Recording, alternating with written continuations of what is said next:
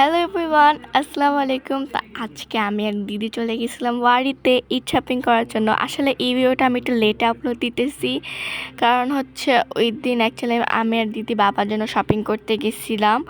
আর আমরা অনেকক্ষণ ঘোরাঘুরি করছি, তাও কিছু পাইতেছিলাম না, কারণ আমরা মেনলি অনেক লাস্টের দিকে গেছি, এর জন্য অনেক দেরি হয়ে গেছিলো, তাই কিচ্ছু পাচ্ছিলাম না। পরে ফাইনালি আমাদের পছন্দ হয়েছে, দেন আমরা নিছি। দেন শপিংয়ের পর আমরা হচ্ছে বোবাটি খাইতে গেছিলাম, কারণ যেহেতু এতক্ষণ ঘোরাঘুরি করছি, অনেক ক্লান্ত হয়ে গেছে, এর জন্য বোবাটি খাইতে গেছিলাম। আর দেখতেই পারতেছো আমার বোবাটিও এসে পড়ছে। আর দিদি আমার উপর অন্যায় হয়ে আসছে, লাইক দিদি একদমই ভালো লাগতেছে না এখানে বসে থাকতে। তো দিদিকে হ্যাপি করার জন্য আমরা মোমোস খেতে গেছিলাম বার্গার পয়েন্টের অপোজিট সাইডে।